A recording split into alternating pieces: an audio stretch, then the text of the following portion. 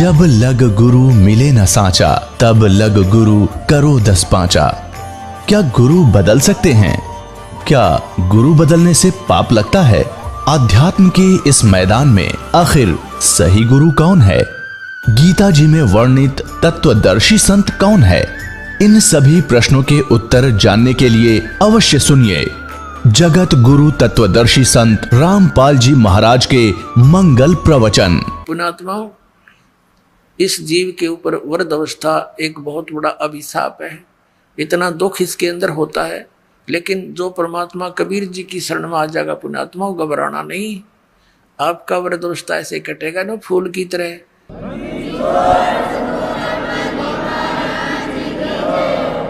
लेकिन जब तक सत भक्ति नहीं करते वो दुखी रहा करें। लेकिन फिर भी वृद्ध अवस्था तो वृद्ध अवस्था ही है।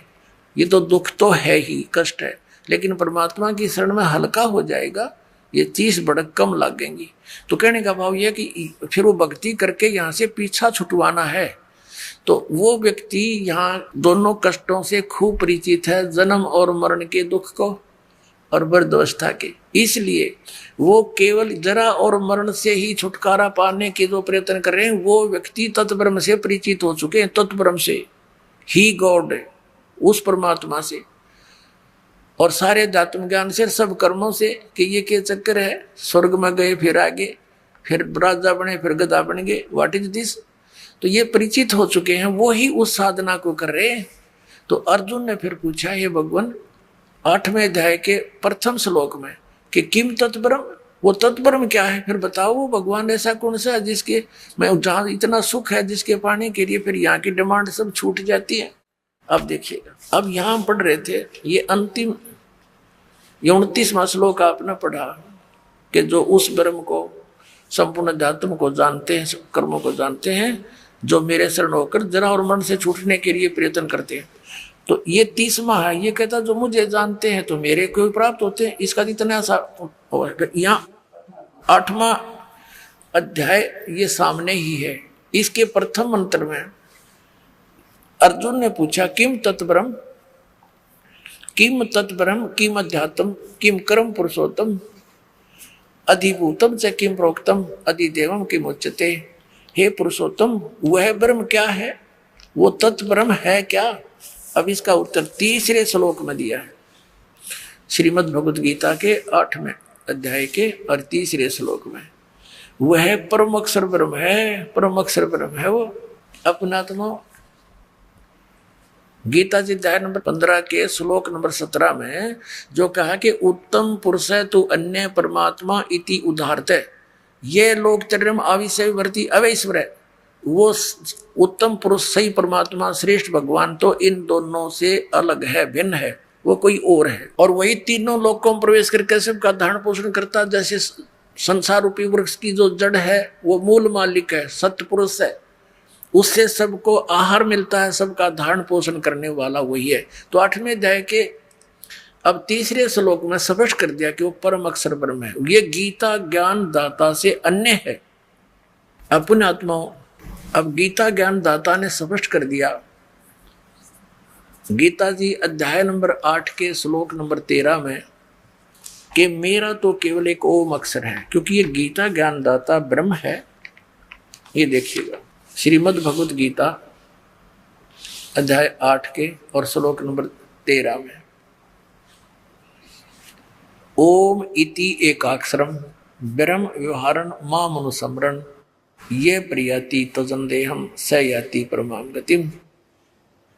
इन्होंने थोड़ा सा गलत किया यहाँ से, ओम ओम।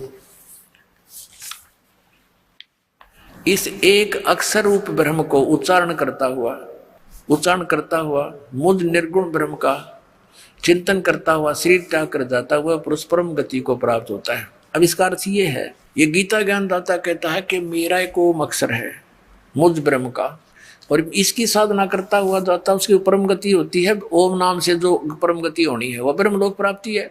ब्रह्मलोक में गए प्राणी फिर वापस आते। 8वें अध्याय के और 5 से लेकर 10 तक 5 और 7 में तो ये अपनी सचिथि बताता है कि मेरी भक्ति कर, मुझ में आश्रित हो और देवताओं की भक्ति छोड़ दे तो मुझे प्राप्त होगा, लेकिन युद्ध तो करना ही पड़ेगा। अपने आत्मा जहाँ युद्ध करना है तो शांति कहा। इसलिए इसने 18वें अध्याय के 62वें श्लोक में कहा है कि अर्जुन तू सर्वभाव से उस परम अक्षर ब्रह्म की शरण में जा, उसकी कृपा से तो परम शांति को और सनातन परम धाम को प्राप्त होगा। यानी वहां जाने के बाद सब झंझट मिट जाएगा, ना युद्ध करना ना कुछ करना। अगर मेरी शरण में रहेगा तो युद्ध तो तुझे करना ही पड़ेगा। युद्ध करनी है ना शांति की। अब पांडवों को शांति हुई, 36 वर्ष राज किया, फिर हिमालय में जाकर गढ़ मिल गई तपस्या करके, और फिर नरक में डाले गए। और इसलिए कहा कि मैं उसके बारे में जानता नहीं, तत्वदर्शी संत की खोज कर ले और उस संत के अनुसार तुम साधना करोगे तो परम शांति को, परम सुख को प्राप्त होगे। अब 5 से लेकर 8वें अध्याय की गीता के और 10 तक श्लोक आपके रूबरू रहता है। देखिएगा, 10 दिखाते 8वें अध्याय का। अब यहाँ 5वां श्लोक है। इसमें कहा कि जो पुरुष अंत काल में मुझे ही स्मरण करता हुआ शरीर त्याग कर जाता है वह मेरे स्वरूप को, स्वरूप नहीं है ये, मद भावम, मेरे भाव में को प्राप्त होता है, मेरे पास आसक्त रहता है, इसमें कोई संशय नहीं। फिर 6 मत एक कॉमन सी बात बताई है कि अंत समय में जिसकी जिसमें आस्था रहती है अंत समय में उसी को प्राप्त होता है। अब 7वां दिखाते हैं। आप 7वें में ये कहा है कि इसलिए अर्जुन सब प्रकार से तू सब समय में निरंतर मेरा स्मरण कर और युद्ध भी कर और मुझ में अर्पण किए हुए बुद्धि मन चित्त युक्त होकर निसंदेह मुझे ही प्राप्त होगा। अब 8वें में और 9वें में और 10वें श्लोक में उस परम अक्षर ब्रह्म की साधना के लिए कहा है। अब देखिएगा 8वें का यहाँ लिखा है, जो देखो ये कवियम शब्द है। अब इसका डिफाइन करने लगेगा दास तो बहुत लंबा समय लग जाएगा, फिर अन्य समय में बताता रहता है। ये कबीर देव की तरफ संकेत है, परम अक्षर ब्रह्म का नाम है। जो कवियम और पुराणम, अनादि, सबसे पहले का भगवान, सबका नियंता यानी सबका मालिक, सबका कंट्रोलर, सूक्ष्म से अति सूक्ष्म, सबका धारण पोषण करने वाला, अचिंत रूप, सूर्य के सदृश, नित्य चेतन, प्रकाश रूप, आदित्य वर्णम, सूर्य की तरह साकार, तेजो में शरीर युक्त। इसका अर्थ ये है अविद्या से अति परे, शुद्ध सच्चिदानंद घन ब्रह्म यानी अति परे सच्चिदानंद घन परमेश्वर का स्मरण करता है। अब क्या बताया है कि जो व्यक्ति इस सच्चिदानंद घन परमेश्वर का स्मरण करता है, ये 8वां श्लोक है, ये 8वां, ये यहां से देखना। हे पार्थ, ये नियम है कि परमेश्वर के ध्यान के अभ्यास रूप योग से युक्त, ये ध्यान नहीं जानते ना, आपका छोड़ दिया, अभ्यास योग युक्तेन, सुरत और शब्द के अभ्यास में जो रत है। सुरत पुण्यात्माओं, ये राधा स्वामी वाले धन धन सुत गुरुवाण वाली सुरत शब्द नहीं है। ये कान बंद कर धुन को उसने सुरत शब्द कहे थे। जो 2 अक्षर का मंत्र ये दास आपको देगा उसका सिमरण करते समय उसके ऊपर अभ्यास करना है, क्योंकि मन भागता है, उसके ऊपर ध्यान नहीं डटने देता। तो सुरत को उस शब्द यानी 2 अक्षर के उस मंत्र पर अभ्यास करना है, उस पर रोकने की चेष्टा करनी है, इसमें भागन नहीं देना।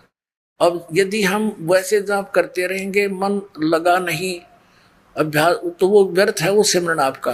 आपने ये देखना है कि बाहर मंत्र जो छोड़ रहा हूँ वो कौन सा उच्चारण हो रहा है अंदर श्वास के द्वारा, और अंदर कौन सा जा रहा, तब ये मंत्र का आपका सफल मंत्र माना जाता है एक भक्ति का। अब देखना, अब हम पढ़ रहे हैं अध्याय नंबर 8 का और श्लोक नंबर 8 ही पढ़ रहे हैं। ये 8वां श्लोक है। हे पार्थ, ये नियम नाम है। हे पार्थ, परमेश्वर के अध्ययन नहीं है, अभ्यास रूप योग से, योग माने साधना से, उस नाम की साधना से युक्त, दूसरी ओर न जाने वाले चित्त से निरंतर चिंतन करता हुआ परम दिव्यम पुरुषम, परम दिव्यम पुरुषम, पुरुष माने परमेश्वर, परम प्रकाश रूप दिव्य परमेश्वर को प्राप्त होता है, जो गीता ज्ञान दाता से अन्य है। अब 9वें में क्या बताया है देखो, जो कवियम, जैसे आपको पहले बताया है कई बार, तो यहां समझो जो कबीर देव लेकिन डिटेल यहाँ नहीं बता पाऊंगा, समय थोड़ा। जो कवियम, इन्होंने सर्वज्ञ लिखा है। जो कबीर देव अनादि सबके नियंता, सूक्ष्म से अति सूक्ष्म, सबके धारण पोषण करने वाले, अचिंत रूप और सूर्य के सदृश नित्य चेतन, आदित्य वर्णम, सूर्य के जैसा तेजो में शरीर युक्त साकार परमात्मा, अविद्या से अति परे, जो किसी के ज्ञान में नहीं है, अज्ञान से परे है, सच्चिदानंद घन परमेश्वर का स्मरण करता है। 8वें 9वें 10वें में कश्यप क्लियर कर दिया। ये 10वां, वह भक्ति युक्त अंत काल में भी योग बल से बेरकुटी के मध्यम में प्राणों को, यानी श्वास का सिमरण है, प्राण संगरी जो नानक साहब ने बोली, उसमें बड़ी डिटेल थी। प्राणों को यानी श्वासों को अच्छी प्रकार स्थापित करके फिर निश्चल मन से स्मरण करता हुआ है उस दिव्यम परम पुरुषम, उस अद्भुत परम पुरुष यानी सतपुरुष को, परम अक्षर ब्रह्म को ही प्राप्त होता है।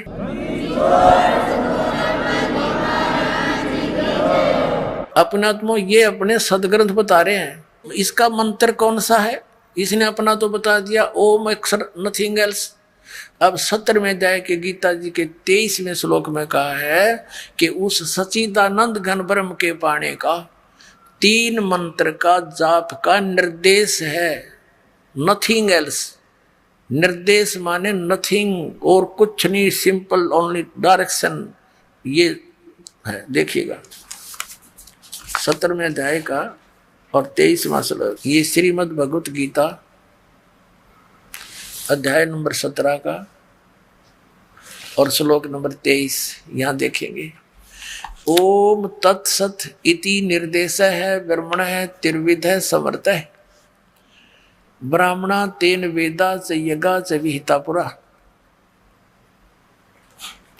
इसमें क्या लिखा है? ब्रह्मण माने सच्चिदानंद घन ब्रह्म, ब्रह्मण माने सच्चिदानंद घन ब्रह्म, देव परम पुरुष। ओम तत्सत, ऐसे ये 3 प्रकार का सच्चिदानंद घन ब्रह्म का नाम कहा गया है। अपना तुम अब ये दास बताओगा आपको अपनी सिंपल लैंग्वेज में, जो आसानी से हमारे गले उतरेगी।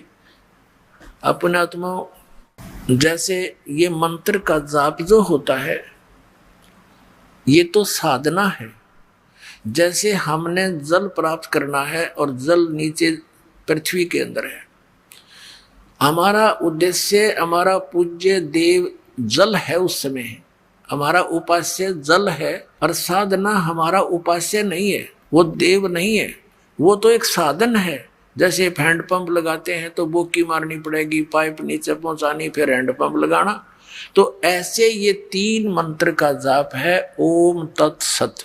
ओम और तत् और सत ये सांकेतिक है। काल ने बताया नहीं कि मुझे नहीं मालूम, इसको पता भी नहीं परमात्मा ने, या दया करी हमारे पे, न यू खोल देता तो सारे न जाप कर दे पाते। और ये नकली संत अपने शिष्यों को नाम देते हैं, ओम तो हरि ओम तत्सत, हरि ओम तत्सत। चरण पैर की तक खोखियो। अब क्या बताते हैं? ओम तो ये ब्रह्म का है, सरपुरुष का। ये 3 पुरुष आपके समक्ष हमारे सदग्रंथों में है, 3 भगवान, 3 प्रभु, 3 स्वामी। और तत्व और सत्य ये सांकेतिक है, ये कोड वर्ड है। ओम और तत्व वो सांकेतिक शब्द मिलकर ये सतनाम बनता 2 अक्षर का। अब ये ओम नाम और ये तत्व आदि हमारी पूजा नहीं है, ये साधना है। इसमें हमने जलना मिला है या मजदूरी करनी पड़ेगी। तो ये श्वास उश्वास से सतनाम का प्राणों से श्वासों से सिमरण होता है। नानक साहिब जी स्वयं इस 2 अक्षर के मंत्र का जाप किया करते थे, और उसका प्रमाण है ये जन्म साखी भाई बाले वाली में, समुद्र की साखी में। लेकिन परमात्मा ने इन पुण्यात्माओं को मिले थे, वो परमेश्वर आकर सतपुरुष इन पुण्यात्माओं से कह दिया था, मेरी ये लाख दुआई दया करना मेरे पे कि अभी इसको सार्वजनिक ना करना, नहीं तो बिचली पीढ़ी की पुण्यात्मा पार नहीं हो पाओगे। काल के दूत फिर ये नाम देते पाओगे ग्रंथ, गुरु ग्रंथ साहिब में तो पढ़ के, और ये हम विचलित हो जाएंगे, मेरे बच्चे मुझे पहचान नहीं सकेंगे। तो नानक साहिब जी ने दृढ़ निश्चय कर लिया था, किसी अपने बच्चों को भी नहीं दिया वो 2 अक्षर का नाम। और ऐसा झटका दे दिया था मर्दाना को कि सारा सिख समाज दूर हो गया उस मंत्र से। इसलिए कि नकलियां का हाथ लग जाती है। और ज्यादातर ये कर्म बिगाड़ने वाले जो गुरु बने हैं ये सिख समाज से उभर कर आए हैं, गुरु ग्रंथ साहब को आधार बनाकर ये वचन करते रहे हैं। जैसे वो शिवदयाल जी भी उसी पंजाबी यानी गुरु इस सरदार पंथ से था, बाबा जयमल सिंह जी उन्हीं गुरु ग्रंथ साहब को मानने वाले ही थे। तो इनको अगर ये पता लग जाता थी तो ये अच्छी आत्मा लेकिन काल का फंस गई है, तो उन्होंने रहम कराया हमारे ऊपर, लिख दिया। पुराण संगली में तो विशेष डिटेल थी, लेकिन वो इसी भय से गुरु ग्रंथ साहब में नहीं रखी गई कि कहीं आने वाले सिख समाज में इस 2 अक्षर के सतनाम का कोई जाप ना कर ले और मर्दाना वाला हर्ष ना हो जाए, इस कारण से वो नहीं रखी गई। लेकिन ये हमारे ऊपर रहम हुआ कि गरीबदास जी के द्वारा परमेश्वर ने, आदरणीय गरीबदास साहिब जी के द्वारा वह वाणी फिर से सुचारू करवानी पड़ी। फिर सतलोक ले गए, ज्ञान फीड किया उन्होंने, फिर डिटेल के साथ उसमें दोबारा लिख दी जो दास के हाथ लाएगी। और गरीबदासियान पता नहीं, हुआ बाई नाम देते हैं, उनका मंत्र नहीं पता उनको। ओनली मेरे गुरु जी के अतिरिक्त किसी गरीबदास पंथ में किसी को इस मंत्र का ज्ञान नहीं था, ये सत्य मान लियो। और मेरे अतिरिक्त उन्होंने किसी को दिया भी नहीं ये मंत्र, 3 मंत्र का।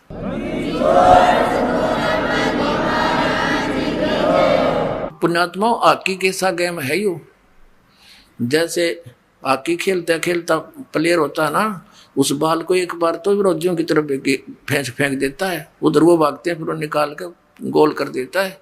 तो ऐसे लाए परमात्मा इनको निकाल कर के खिलाड़ी परमात्मा के बच्चे जिनको ये मिले थे, आज आपका हाथ लग गया यो, न तो बर्बाद कर देता ये काल। अब प्रसंग चल रहा है कि ये 2 अक्षर का मंत्र है, ये सतनाम है, और तीसरा जो सत्य है वो सारनाम है। उसके लिए तो मालिक ने कहा था, धर्मदास मेरी लाख दवाई, ये सार नाम की दबार ना जाई। ये तो किसी को तुम जाप करो लेकिन कि तो भनक भी ना लगने देना इसकी। और सार नाम बार जो पढ़ी ये बिचली पीढ़ी हंस नहीं तरी। तो कहने का भाव ये है पुण्यात्माओं कि जो ये ओम तत्सत का जो मंत्र है इसकी त्रिविध है, 3 प्रकार से ही साधना करने का निर्देश है, यानी फाइनल फैसला है। तो ओम और तत् मिलकर ये 2 अक्षर का सतनाम है। इसके सिमरण की विधि भिन्न है, श्वास उश्वास से प्राणों से, यानी इसका जाप है। और फिर तीसरा सार नाम आपको दिया जाएगा, वो आपका फिर परमात्मा से मेल कराएगा। अब जैसे हैंडपंप लगाने के लिए बोक्की लगाते हैं, जैसे ये नकली नाम देते हैं ओंकार निरंकार ज्योति निरंजन सतनाम आदि, एक अकाल मूर्त सब स्वरूपी राम सतपुरुष ओम नमः शिवाय हरे राम हरे कृष्ण, ये कोई जाप है? जैसे सतपुरुष अकाल मूर्त सब स्वरूपी राम, ये तो परमात्मा की महिमात्मक उपमात्मक शब्द हैं। इन चाहे सतपुरुष कह लो, चाहे अकाल मूर्त कहो, जल कहो, पानी कहो, नीर कहो, एक बात है। उसको तो पाना है हमने, और ये रट्टा लो आ रहे जल पानी नीर करते रहो, भगवान पानी मिलेगा, ये कैसे मिलेगा? वो तो विधि अलग है उस जल के पानी की। ये 2 अक्षर के नाम की बोकी लाई जाएंगी जमीन में, ऐसे बोकी मारते हैं, मिट्टी बाहर फेंकी फिर बोकी, फिर मिट्टी फेंकी बाहर, ऐसे तो ऐसे श्वास उश्वास की बोकी लगेंगी। अब सतनाम 2 अक्षर के मंत्र से परमात्मा प्राप्ति नहीं हुई, इसलिए परमात्मा ने कहा है कि जो जन होगा जो हरि लेगा शब्द बिलगाए, और सो हम जप मरे व्यर्था जन्म गंवाए। यानी केवल इस एक मंत्र और इन सतनाम के दोनों मंत्रों का भी जाप तुम करते रहे, यूजलेस, जब तक सार नाम नहीं मिलेगा। अब जैसे हैंड पंप लगाने के लिए प्रोसेस शुरू हुआ, प्रोसीजर, बोकी और पाइप ने अपना काम कर दिया, जल तक पहुंच गई लेकिन जल प्राप्त नहीं हो सका। उसके लिए तो ये तो सतनाम के 2 अक्षर का काम हो गया, समझ लो। भंवर गुफा तक ये आपका रास्ता क्लियर कर देगा, लेकिन सतलोक प्रवेश नहीं कर सकते। उसके बाद सारनाम दिया जाएगा, हैंडपंप लगाया जाएगा पंप के ऊपर, और फिर उसका भी जाप करना है, उसकी मोमेंट देना है, उसको उसकी साधना करनी है, तब गदड़ गदड़ वो जल निकलेगा। तो ऐसे ये 3 मंत्र का जाप है, और इससे मोक्ष होगा, वो परम अक्षर ब्रह्म, वो सतलोक, वो सुख सागर प्राप्त होगा। अपने आत्मा जैसे प्रसंग चला है कि सरपुरुष, अक्षर पुरुष और परम अक्षर पुरुष। अब अक्षर का अर्थ होता अविनाशी, लेकिन 15वें अध्याय के 17वें श्लोक में उस अक्षर को रिजेक्ट कर दिया। कि उत्तम पुरुष है, श्रेष्ठ परमात्मा तो कोई और है इन दोनों से ने, तो अक्षर पुरुष भी अक्षर पुरुष नहीं रहा। अब जैसे किसी ने अपने बच्चे का नाम कप्तान दे रखा है, वो कप्तान थोड़ा होता है, नाम है कप्तान उसका। तो ऐसे इनकी सतिथि बतानी पड़ेगी थोड़ी सी। ब्रह्मा विष्णु महेश ये तीनों नासवान है। एक ब्रह्मा की आयु कितनी है, जैसे एक चतुर्युग होता है, सतयुग त्रेता द्वापर कलयुग, ये मिलकर चतुर्युगी होती है और इसकी कुल वर्ष संख्या 43,20,000 वर्ष है। ऐसी 1000 चतुर्युग 1008 है वैसे, इसमें 14 इंद्र के शासन खत्म हो जाते हैं और 72 चतुर्युग तक एक इंद्र का शासन रहता है, शासन काल है। तो ऐसे वैसे तो 1008 बनते हैं, लेकिन लंब संप इनको 1000 चतुर्युग देते हैं। इतना तो ब्रह्मा जी का दिन, इतनी ही रात्रि, ऐसे 30 दिन रात का एक महीना बना इनका देवताओं का, और 12 महीनों का एक वर्ष हो गया। ऐसे बने हुए 100 वर्ष की आयु है श्री ब्रह्मा रजगुण की, और इसे 7 गुणी विष्णु जी की, इससे अधिक, और विष्णु जी से 7 गुना अधिक है शंकर भगवान तमोगुण शिव की। और जब 70,000 बार ये तमोगुण शंकर भगवान की मृत्यु हो लेगी, तब एक ब्रह्मांड का विनाश होगा और इस सरपुरुष का नाश होगा इस काल का। फिर एक ब्रह्मांड के सब प्राणी इसमें आग लग जाएगी, जैसे पृथ्वी के ऊपर सब जल हो जाएंगे जहां जहां भी पृथ्वियां हैं, और फिर एकदम 11 सूर्य और सौर मंडल से घूमते हुए यहाँ आ जाएंगे और इन सब को फूंक डालेंगे। तो ऐसे पृथ्वी तत्व को जल तत्व खत्म करेगा, ग्रास लेगा, जल तत्व को अग्नि, अग्नि को वायु, वायु को आकाश। तो उस समय इस ब्रह्म की मृत्यु होगी सरपुरुष की, और ये एक युग होगा किसका, अक्षर पुरुष का। एक युग ध्यान रखना, क्योंकि ये गणित की रीति से समझना होगा आपने। तो ये सभी प्राणी और ये काल भी, सरपुरुष इनका पिता ब्रह्मा विष्णु में, इसका ये सब नष्ट हो जाएंगे परमात्मा के विधान अनुसार। ये एज इट इज प्राणी सब ऊपर को उठ जाएंगे एकदम। जीवात्मा मरती नहीं, लेकिन उसमें पीड़ा बहुत होती है जब अग्नि लगती है, इसमें सब बुरा हाल हो जाता है। फिर ये ऊपर उठ जाएंगे, ये 5 तत्व यही रह जाएंगे, घूमते रहेंगे सूक्ष्म रूप में। ये ऊपर दूसरे ब्रह्मांड में चले जाएंगे, वहां जाकर फिर दोनों का, दुर्गा और काल का युवा शरीर बन जाएगा। उसके बाद ये अपना फिर ग्रस्त कर्म से या वचनों से फिर धीरे धीरे अपनी सृष्टि वहां दूसरे ब्रह्मांड में प्रारंभ करते हैं। ऐसे चलता है। तो हमने लेना है समय। तो ये जो 70,000 बार त्रिलोक की शिव की मृत्यु हुई, ये एक बार इस काल की मृत्यु हुई। इसके जन्म और कर्म कैसे अलौकिक हैं। ये अपने आप को अजन्मा क्यों कहता है, यहां मर गया वहां परमात्मा के विधान अनुसार इसकी फिर दोबारा युवा शरीर दोनों का हो जाता है, दुर्गा का और इस काल का। लेकिन जन्म मृत्यु है इसकी। उसके बाद ये एक युग हो गया अक्षर पुरुष का। अब ऐसे 1000 युग का दिन अक्षर पुरुष का, इतनी ही रात्रि, 30 दिन रात का फिर एक महीना हो गया, और 12 महीने का ऐसे उसका एक वर्ष बना। ऐसे जो इस गिनती से, इस रीति से जो उनके एक युग बना, 12 महीनों का एक वर्ष हुआ, और 100 वर्ष की आयु होगी अक्षर पुरुष की, उसका भी नाश होगा। फिर जो कितनी लंबी आयु है। 70,000 बार शिव मर लेगा, एक ब्रह्म की मृत्यु होगी, वो इस अक्षर पुरुष का एक युग होगा। और ऐसे 1000 युग का दिन, इतनी रात्रि, और फिर 30 दिन रात का महीना, 12 महीने का एक वर्ष, और 100 वर्ष की आयु अक्षर पुरुष की, और फिर भी मृत्यु होगी। इसलिए इसको अक्षर भी लिखकर नासवान कहा गया है। एती उम्र बुलंद मरेगा अंतरे, क्यों? क्योंकि सतगुरु लगे न कान न भेंटे वो संतरे। ओए होए, इतनी लंबी उम्र भी होगी तो भी तेरी अंत में मृत्यु होगी। कारण क्या है कि तुझे वो तत्वदर्शी संत नहीं मिले, और मिले तो तुमने मानी नहीं। जैसे पहले परमात्मा के मिले किनको, आदरणीय धर्मदास साहिब जी को, आदरणीय मलुकदास साहिब जी को, आदरणीय नानक साहिब जी को, आदरणीय दादू साहिब जी को, आदरणीय गरीबदास साहिब जी गांव छुड़ानी जिला जज्जर हरियाणा वाले को, आदरणीय घीसा दास जी गांव खेकड़ा जिला मेरठ उत्तर प्रदेश वाले को। इन्होंने वही डंडोरे पीटे थे, पर मानना नहीं कोई। उनके जाने के बाद ग्रुप जरूर बन गए उनके पीछे, लेकिन उन्होंने क्या बोला था अपनी वाणी में, उसके निकट भी नहीं कोई समाज ये सत्कर्मा। अब क्या हुआ,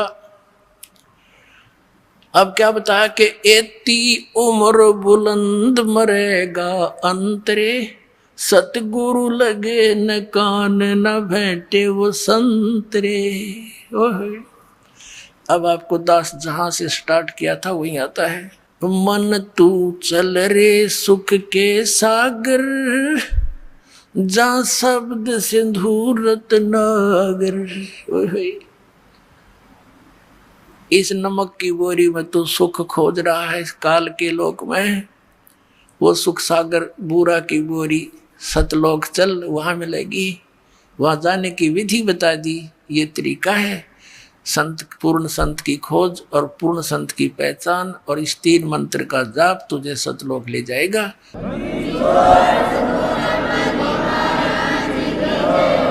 बहुत आसानी से, बहुत सिंपल वे से, नाम उठत नाम बैठत नाम सोवत जागवे, नाम खाते नाम पीते नाम से ती लागवे। नाम से मोक्ष होगा। कलयुग केवल नाम आधारा, सुमर सुमर नर उतरो पारा। कलयुग में जीवन थोड़ा है, कर ले वेग सुबार। और ये हठ योग 2.5 घंटे सुबह 2.5 घंटे सामने, या कोई तरीका मूर्ख बना रखे। कहते ये योग साधना बने नहीं, केवल नाम आधार, नाम इनके नकली सारे। इन वो कहीं की ईंट कहीं का रोड़ा। हरियोरा दास स्वामी वाला ने एक कुणबा जोड़ा। अब झूठे मंत्र कहीं से सिर ले लिया, किसी का पैर ले लिया, भगवान निराकार 5 काल नाम के, और दुनिया मूर्ख बना के बैठा दी। तो पुण्यात्माओं अब ऐसे मिलेगा वो भगवान जिन महापुरुषों ने परमात्मा पाया, उनके इतिहास में लिखा। ये 2 अक्षर का नाम जपया उन्होंने। गरीबदास साहिब जी ने कति क्लियर लिखा हुआ है, और गरीबदास साहिब की वाणी इतनी पॉपुलर नहीं बनी, इसलिए गुप्त रह गया। और नानक साहिब जी की वाणी तो उसी समय पैरेलल ही लिखी गई थी 200 वर्ष के बाद, और वो तो बहुत पॉपुलर हो गई थी, जन जन पढ़ने लग गया, उसमें तक खोज लेते। वह भी दया विदाता की, इसलिए उन्होंने अलग से प्राण संगली बनाई थी, और एक राजा को कसम खवा दी थी कि मेरा शरीर है, इसको तू संभाल के रखना मेरे बच्चों के लिए, इसको देना नहीं किसी अन्यायी ऐसे व्यक्ति को जो बर्बाद कर दे। लेकिन वहां फिर काल का दाव लग गया। मर्दाना को झटका देना जरूरी था कि कई आगे चल के इसका जाप ना कर लें। और 5वें गुरु अर्जन देव जी ने सोचा भी मर्दाना के साथ ऐसी घटना घट गई थी, इस नाम के जाप करने थे, 2 अक्षर के थे।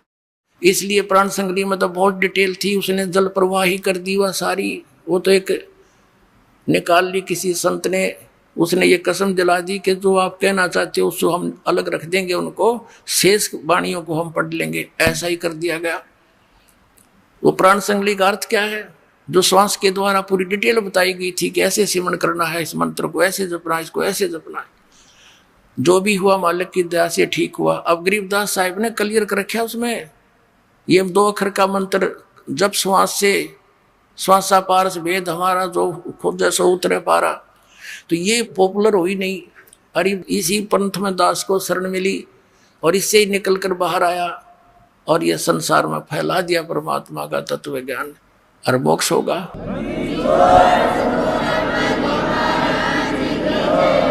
अब क्या बताते हैं, मन तू चल रे सुख के सागर, जहाँ शब्द सिंधु रत्नागर। अब क्या बताते हैं, सुख सागर किसे कहते हैं। जैसे कभी कभी इस दास के साथ तो बहुत बार होती है, अकेला बैठा हो, अंदर से एक ऐसी हिलोर तरंग उठती है कि चाहे किसी ने कितना बुरा दास का कर रखा है, कभी उसके प्रति द्वेष नहीं आता उस समय। और ऐसा लगता है सब अपने से लगते हैं, काहे के लिए हम ऐसा करते हैं, काहे के लिए हम ऐसा कर रहे हैं। सब इतने प्यारे से लगते हैं, टोटली कोशिश करके भी उनके प्रति द्वेष नहीं बनता। और वो लहर जब समाप्त हो जाती है कुछ क्षण के बाद, ज्यों का त्यों खचड़ा फिर भर जाता है, ये कर दूंगा वो कर दूंगा, उसने ऐसे कर दिया ऐसे कर दिया। तो परमात्मा कहते हैं वो कैर की लहर आ गई, फिर वह मेर की लहर तो एक के थोड़ी देर की थी। तो कहते हैं वह शंखों लहर मेर की उपजे, और कहर नहीं जा कोई, दास गरीब अचल अविनाशी, वो सुख का सागर सोई, वो सचखंड सतलोक, वहाँ परमात्मा रहता है। मनुष्य सदृश शरीर है, उसके एक रोमकूप में करोड़ सूर्य मिला दे, करोड़ चंद्रमा, ऐसा उसका रूप है। और सभी आत्माएं वहाँ साकार रूप में, हंस रूप में, उनका 16 सूर्य जितना तेजों में शरीर, सुंदर शरीर बन जाता है। ये नाड़ी और इस हाड़ चाम से बना हुआ शरीर नहीं है, वो नूर तत्व से बना हुआ है। और सारी व्यवस्था वहाँ पर बाग बगीचे, सदाबहार वृक्ष हैं, कोई काम नहीं करना, निष्कर्म में प्राप्त होती है मोक्ष, वहाँ पर बिना काम के वहाँ मिलता है। तो क्या बताते हैं, मन रे तू चल रे सुख के सागर, जहाँ शब्द सिंधु रत्नागर। शब्द अर्थ अविनाशी की तरफ, क्योंकि शब्द नष्ट नहीं होता, जैसे शब्द स्वरूपी राम यानी वो अविनाशी परमात्मा। तो वहाँ पर मोक्ष तेरा भंडार है, मोक्ष का, वहाँ कभी अंत नहीं। मोक्ष यानी अमरत्व का अंत नहीं। सागर जैसे समुद्र में जहाँ तक भी देखो वहाँ तक जल ही जल दिखाई देता। जब 200 किलोमीटर चला जाता है इंसान जहाज में बैठ के, दूसरी वस्तु दिखाई नहीं देती। ऐसे उस परमात्मा के सतखंड के अंदर सुख ही सुख, सुख ही सुख, वो सुख सागर, सुख का समुद्र है। फिर क्या बताते हैं, यदि तू यहाँ कुछ ढूंढ रहा है सुख, यहाँ तो नमक की बोरी है। कोट जन्म तन भर मत होगे, कुछ ना हाथ लग्या रे, कुकर सुकर खरव्या बोरे, कौआ हंस बुगारे। कोटि जन्म तू राजा की, ना मिटी न मन की आशा, भिक्षक ओके दर दर घूम लिया, मिला न निर्गुण रासा। इंद्र कुबेर ईश की पदवी, ब्रह्मा वरुण धर्म राया, विष्णुनाथ के पुर को जाके तू फिर भी वापस आया। इंद्र कुबेर ईश की पदवी, ब्रह्मा वरुण धर्म राया, और विष्णुनाथ के पुर को जाकर तो फिर भी वापस आया। इंद्र कुबेर, इन ब्रह्मा विष्णु महेश की पदवी भी तुमने कई बार पाली, और फिर मृत्यु यही बिरान माटी दुर्गति तुम्हारी फिर हो रही है। तो क्या बताते हैं, असंग जन्म तन मृत्या होगे, जीवित क्यों न मरे रे, द्वादश मधुमैल मठ बोरे, बहुर न दे धरे रे। ओए होए, अभी तक सभी 10वें द्वार के ही गीत गा रहे हैं ऋषि, मैं ऋषियों तो लेकर ये राधा स्वामी और धन धन सतगुरु जितने आज तक के पंथ है। और परमात्मा कहता हो तो 12वें द्वार में मालिक पाओगा। 12वें द्वार को पार करके हर एक आधा कबीर पंथी ने किता, कबीर साहब की वाणी में 11वां द्वार पढ़ लिया, उससे के गीत गा रहा है। बस मेरे जैसा ज्ञान पृथ्वी पर नहीं है, बस वहां 11वीं खिड़की पाएगी इसने। अरे 11वीं और 12वीं खिड़की नाम से ही सर्वश्रेष्ठ हो गया ज्ञान। ज्ञान के लिए तो बहुत कुछ विस्तार का पता चलेगा, क्या क्या ज्ञान संत को होना चाहिए, कौन से मंत्र हैं जाप के। मूल इस सारे ज्ञान को दे करके समझाना है, और ये जीव को इस नाम पर विश्वास दिलाना है कि इस मंत्र से मोक्ष होगा। बाकी सत्संग तो ऐसा समझो जैसे खेत को संवारना पड़ता है, उसको बीज बोने योग्य किया है और खेत संवार दिया, सत्संग अच्छे सुना दिए, और बोना था गेहूं बो दी भांग, तो व्हाट इज यूज, क्या फायदा हो सत्संग का और खेत संवारने का। अब दे सतनाम और सारनाम से मोक्ष होगा, और दे ये उठ पटांग मंत्र, तो यहाँ फेल हो जाएगा वो नकली संत। अब ये जड़ है, इस मंत्र नाम बिना मोक्ष हो ही नहीं सकता, चाहे कितनी बात बना ले। और अधिकारी से प्राप्त हो, अनाधिकारी से काम करें। एक छोटा सा ड्राइविंग लाइसेंस बनवाते हैं, चालक प्रमाण पत्र, अगर वो डुप्लीकेट है तो उसमें ब्रन मट्टी हो जाए, वो ही नहीं चलेगा आगे। तो अरे ये जाना सचखंड, ये 12 मधुमैल मठ बोरे, कबीर सागर में लिखा कि 12वां द्वार पार करके परमात्मा मैं बैठा हूँ भाई वहां पर। अरे ये 10वां तक घाटा जोड़ रहे, एक नकली का 11वां ठा गया, वो ढोल पीटा, मेरे जैसा ज्ञान किता नहीं, मेरे जैसा ज्ञान कहीं नहीं। अब मेरा बट्टा किसका ज्ञान कैसा है।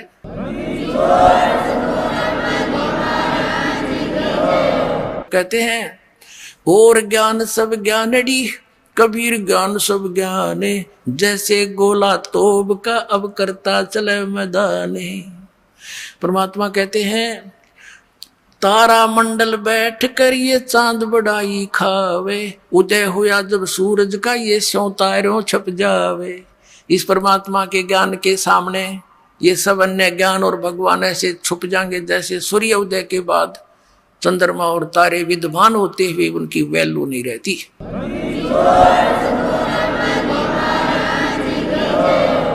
कोट जन्म तन भरमत होगे जीवित क्यों न मरे रे। द्वादश मध्य 12वें द्वार के मध्य महल मठ बोरे।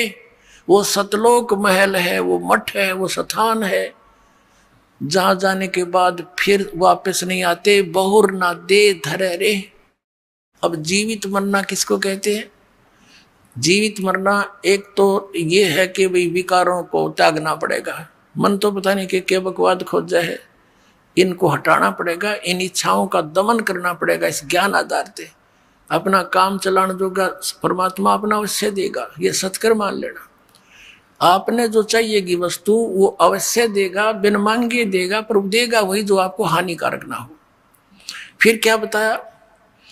दूसरा मरना ये है कि जैसे एक व्यक्ति नाइट सर्विस में जा रहा था और सुबह वापस आना था, घना जरूरी काम था और दुर्घटना होगी, वही मर गया। अब वो रात ने भी नहीं पड़ा था, इतना कंपलसरी काम मान रखा था, वो काम भी गया और आप भी गया। तो जब आप सत्संग की तरफ चलो तो ये सोच लो कि मान लिया आज मेरी मृत्यु हो जाए, क्योंकि मन तो पता नहीं कितने टांग अड़ाया करे, ये बिगड़ जाएगा, नूर रह जाएगा।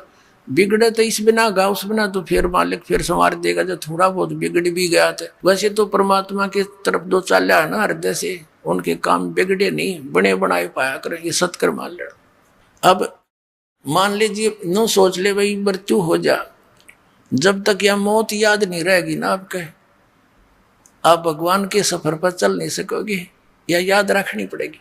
तो नो सोच लो सत्संग में जाना है, इस बिना काम चले को नहीं।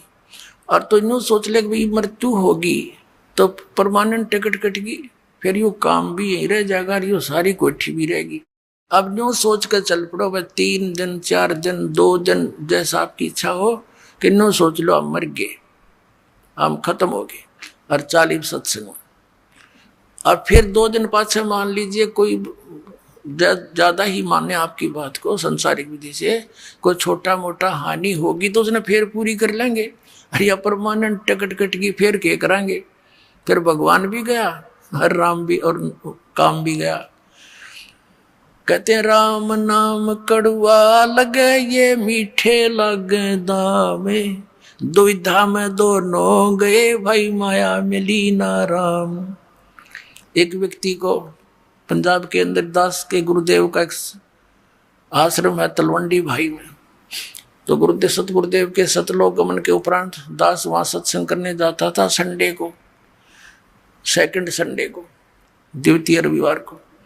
तो वहां कोई मेरे गुरुदेव के शिष्यों का कोई रिश्तेदार आ रहा था, कोई बुढ़िया मर गई थी, उसका शोक व्यक्त करने शुक्र को आया था, शनिवार को जा रहा था। उन्होंने कहा आप आज डट जाओ, सत्संग सुनना, और कल सत्संग सुन के 8 से 10 सत्संग होगा, 9 से 10, 10 11 फिर चले जाना। वो कहने लगा मैंने बहुत जरूरी काम है और कल संडे है, मेरा एक पार्टी से एग्रीमेंट होना है जिसमें मुझे 5 लाख का लाभ होगा उस कॉन्ट्रैक्ट में। उन्होंने काफी कहा कि कोई बात नहीं, कल आवेंगे वो 2 बजे, तू क्या आवेंगे 1-2 बजे, फोन कर देंगे धीरे धीरे। और चले जी 11 बजे सत्संग समाप्त हो जाता है, 3 घंटा रास्ता है 4 का। वो बोला तुम्हें क्या मालूम, मुझे बहुत हानि हो जाएगी। वो मान्या नहीं, 4 बजे से शनिवार को चल पड़ा। अम्बाला के पास आकर जीटी रोड पर एक ट्रक खड़ा था भरा हुआ बजरी का, उसके व्हील निकाल रखे थे, बैक सारे पिछले व्हील और जैक ला रखा था। उसने तो 5 लाख दिखाई दिए थे, नो पंजा कितना टक्के था गाड़ी का, है नो करूंगा व्यवस्था करूंगा पार्टी की। वो सीधा ठोक दिया ट्रक के अंदर। 4 सदस्य थे घर के, चारों गाड़ी में, और ट्रक के झटके से वो जैक निकल गया, झटके मर लिए होंगे चलता वो, फिर पूरा ट्रक लोडी ट्रक उसको उनका ऊपर गिर गया, चारों मर गए। अब चाट ले उस 5 लाख के एग्रीमेंट ने। परमात्मा कहते हैं राम नाम कड़वा लागे मीठे लागे दाम, और दुविधा में दोनों गए माया मिली ने राम। तो यहाँ परमात्मा कहते हैं असंग जन्म तना मरत्या हो गए जीवित क्यों नाम रह रे, ये 12 मद महल मठ बोरे बोर ना दे धरे रे। दोजक भिस्त सबीते देखे राजपाट के रसिया, और 3 लोग से तर्पत नाही यो मन भोगी खसिया। ये मन की इतनी गंदी आदत है। यदि कोई एक सरपंच बन जाता है, नो सोचा चेयरमैन बनो, चेयरमैन बन जाता है तो नो सोचे एमएलए की बात बने, एमएलए बन जाता है तो नो सोचे मंत्री बनूं तो बात बने, ना तो क्या फायदा एमएलए में। मंत्री बन जाए सोचे मुख्यमंत्री बनो जब चौधर पाके, अब मुख्यमंत्री बन के ने सोचा प्रधानमंत्री बनूं जब जय जयकार हो। इतने टिकट कट ले गधा संतरी बना पाओ फिर कितने क्या कुत्ता संतरी बड़ा सैर पर टेक रहे। अब परमात्मा ने बताया कि जो काम करने का था उसके आसपास भी कोई ना। कहते हैं दो जग भिष्ट सभी ते देखे राजपाट के रसिया, और 3 लोग से तर्पत नाही ये मन भोगी खसिया। फिर यह निष्कर्ष देते हैं लास्ट की 4 पंक्तियों में कि सतगुरु मिले तो इच्छा बेटे, यानी कोई परम संत मिलेगा तो ये काल की ये काट देगा परों को, ये बकवाद कर रहा है।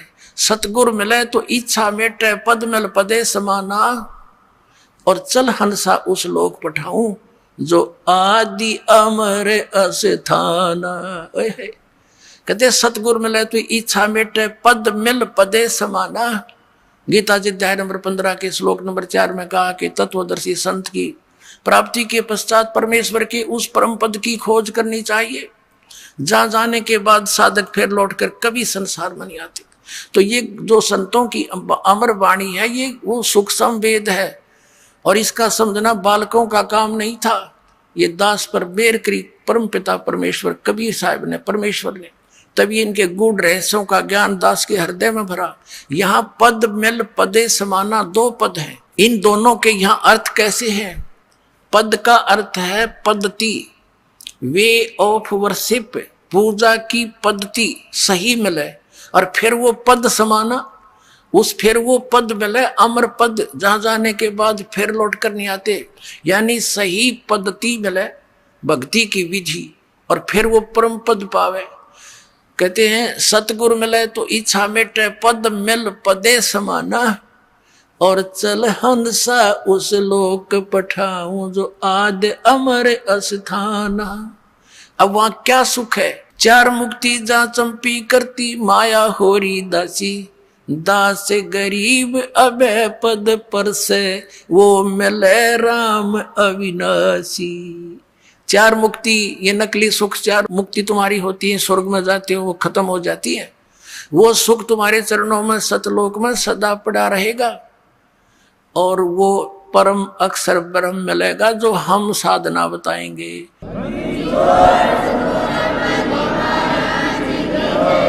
वह बूरा की बोरी मिल लगी आपको फिर वहां सतलोक में। बोलो सतगुरुदेव की जय हो। परम पिता परमात्मा पूर्ण ब्रह्म सर्व सृष्टि रचनहार कबीर देव जी, कबीर परमेश्वर जी की असीम कृपा से आप पुण्यात्माओं को ये सत्संग सुनने का सुअवसर प्राप्त हुआ। सत्संग में आने से प्राणी को ज्ञान होता है, मैं कौन हूं, मेरे जीवन का क्या उद्देश्य है। सत्संग में आने से ज्ञान होता है। राम नाम रटते रहो जब तक घट में प्राण, कबहू तो दीन दयाल के भनक पड़ेगी कान। राम रटत कोड़ी भलो चू चू पड़े जो चाम, ये सुंदर दे किस काम की, जा मुख नाही नाम। राम रटत दारिद्र भलो टूटी घर की छान, वो कंचन महल किस काम के, जहाँ भक्ति नहीं भगवान। राम रटत कन्या बलि साकिट बलो न पूत, छेरी के गल में गलथना जिसमें दूध न मूत।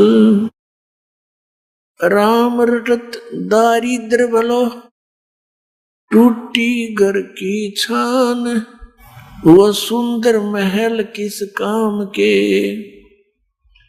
जहां भक्ति नहीं भगवान। सत्संग में आने से पता चलता है कि यदि इस मनुष्य जीवन का कोई उद्देश्य है मूल, तो परमात्मा पाना, परमात्मा की भक्ति करना। और जिन दुखों को हम प्रतिदिन यहाँ देखते हैं पशु पक्षियों के साथ, कैसी इनकी हालत है, और फिर मनुष्य जीवन में हम कितने सुखी हैं। हम सुखी नहीं हैं, लेकिन परमात्मा कहते हैं झूठे सुख को सुख कहे ये मान रहा मनमोद, ये सकल चबीना काल का, कुछ मुख में कुछ गोद। पुण्यात्माओं, आज का ये जो सत्संग समारोह चल रहा है, ये उस शुभ दिन के उपलक्ष्य में है जिस दिन परमात्मा सतलोक से चलकर यहाँ काल के लोक में आए थे।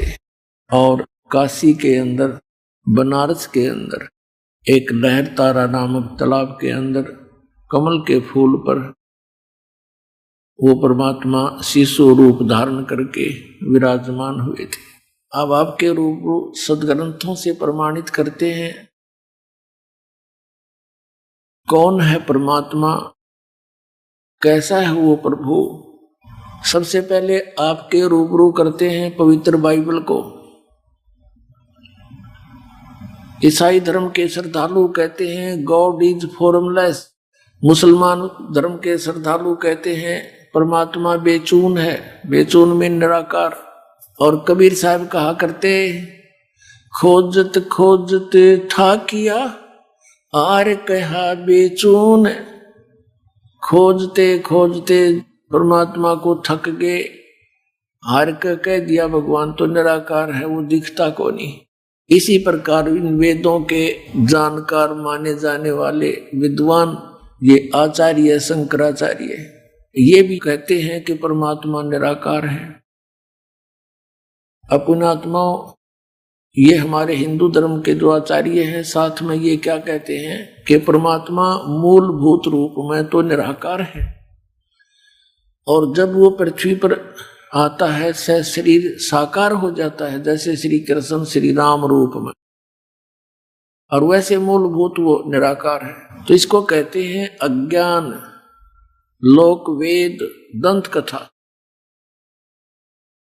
इन धर्म गुरुओं से ये पूछा जाता था कि ब्रह्मा विष्णु महेश की भी जन्म मृत्यु होती है, तो ये कहते थे नहीं, भगवान शंकर और भगवान विष्णु की कोई मृत्यु नहीं होती है। अजन्मा है, सर्वेश्वर है, महेश्वर है, सर्वशक्तिमान है। और चारों वेद भगवान विष्णु की ही महिमा गाते हैं। ये समागम चल रहा है कि परमात्मा सतलोक से चलकर आते हैं। तो दास इस सत्संग के माध्यम से ये दृढ़ करना चाहेगा कि परमात्मा का आगमन पृथ्वी पर कैसे हुआ कलयुग में। जब तक हम भगवान को नहीं पहचानेंगे पुण्यात्मा, हम भक्ति कर नहीं सकते, चाहे कितनी बात बनावा।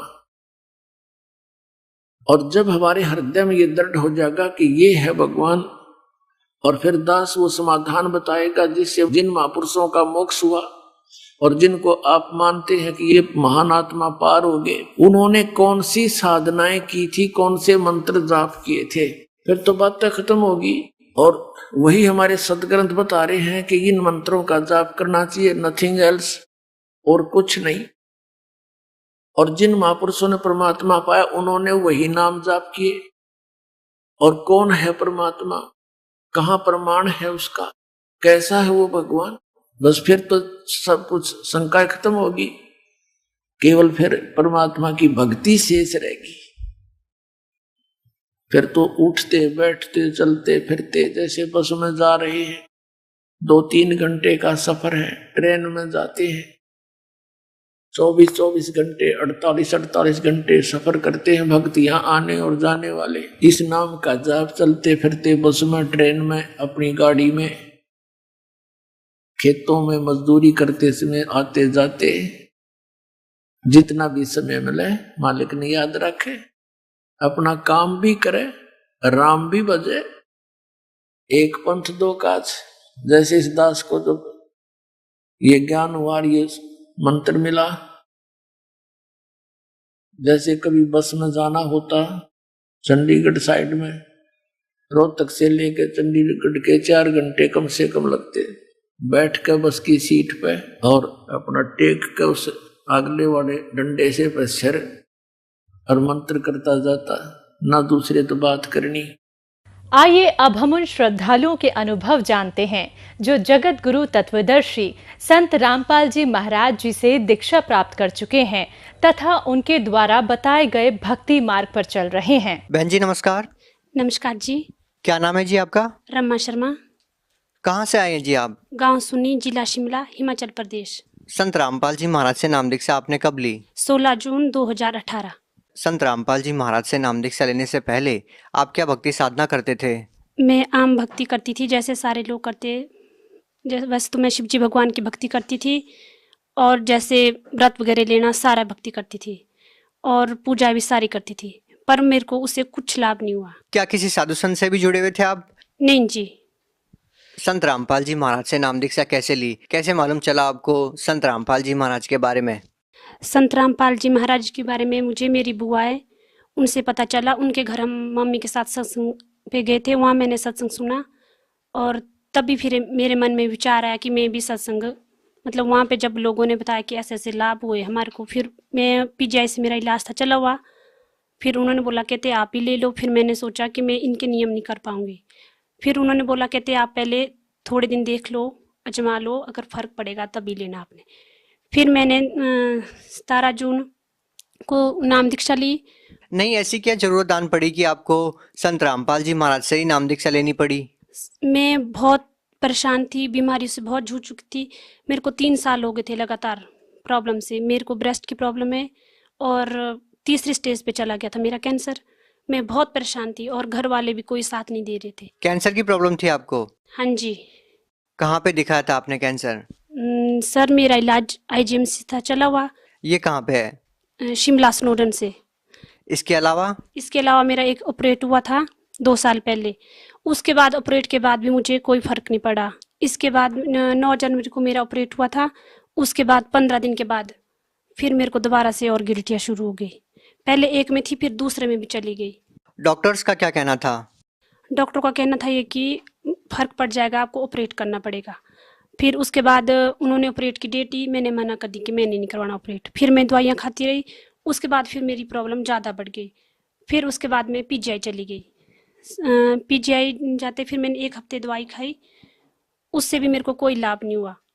फिर उसी के बाद मैं उसी के बीच में सत्संग गई थी, वहीं मैंने सत्संग सुना और फिर 2 दिन मैंने जाप किए, संत रामपाल महाराज जी के जाप किए। जोत नहीं जलाई थी मैंने, क्योंकि मैं इनके नियम नहीं कर पाऊँ, मैंने ऐसा सोचा था। फिर उसके बाद नाम लेने के बाद फिर बुआ की कॉल आई, कहते भैया आप कैसे भक्ति कर रही हो? फिर मैंने बोला मैं क्या भक्ति तो मैं कर रही हूँ, पर मेरे नियम नहीं हो पाएंगे, मेरे को शायद मुश्किल ही लग रहा है कि मैं निभा पाऊंगी। फिर उन्होंने बोला मेरे को कि आप जो जड़ाओ, दंडवत करो, उससे लाभ होगा आपको। फिर मेरा 19 को ऑपरेट होना था पीजीआई में। फिर मैं गई थी पीजीआई। फिर उसी दिन ये बुआ वगैरह भी चंडीगढ़ गए थे, तो इन्होंने बोला कहते हम जा रहे हैं रोहतक। और मेरी डॉक्टर उस दिन अचानक छुट्टी पे चली गई, कहते अगर तैने भी आना तू भी चल मेरे साथ। फिर मैं उसी दिन इनके साथ रोहतक चली गई। फिर उस दिन मेरे को इतनी शक्ति आई कि मैं नंगे पाँव पूरे रोहतक में चली और बिल्कुल जहाँ मैं 1 कदम नहीं चल पाती थी वहाँ मैंने पूरा रोहतक नंगे पाँव से चली।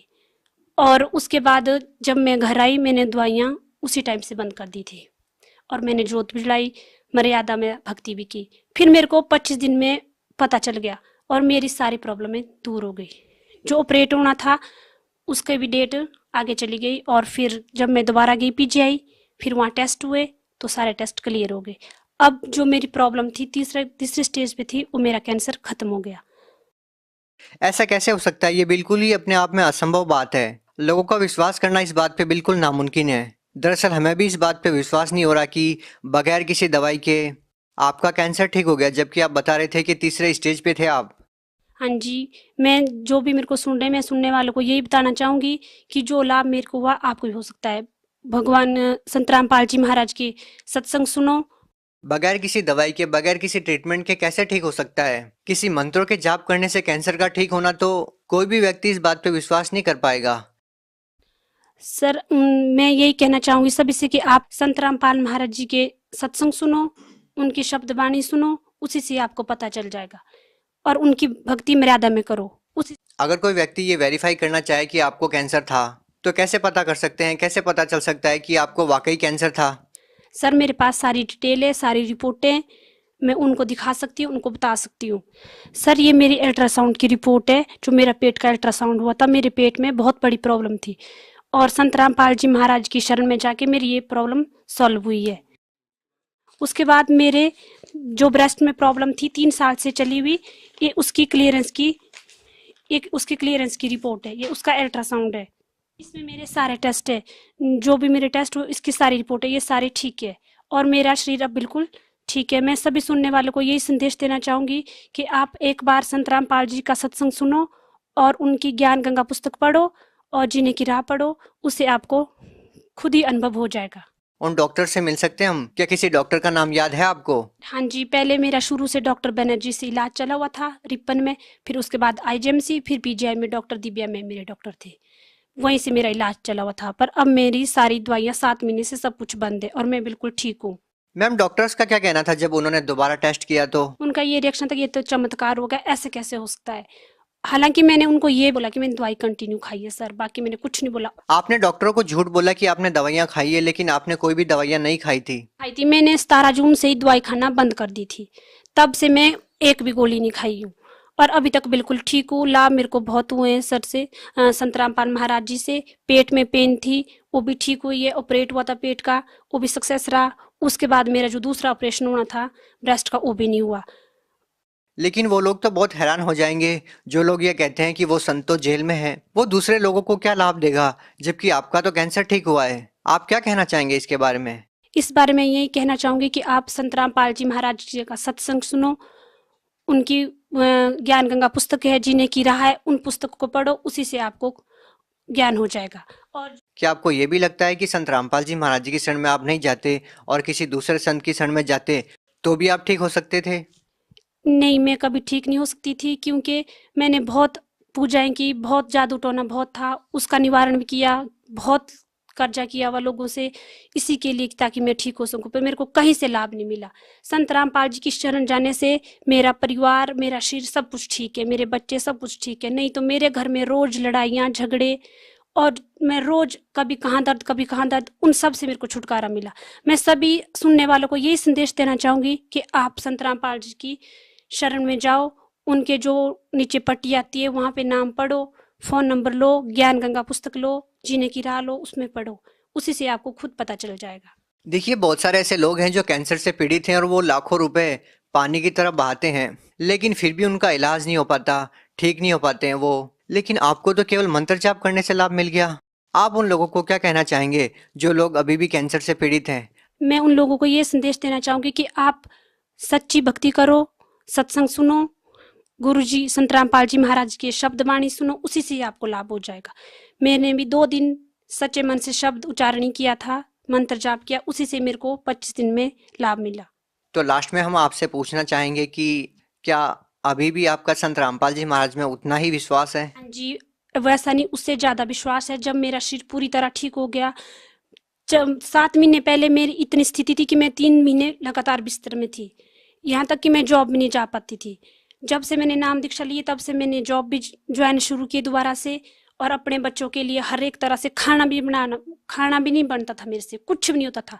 उसके बाद मैं हर एक काम करती हूँ और जॉब भी जाती हूँ। जी धन्यवाद। धन्यवाद सत साहब जी।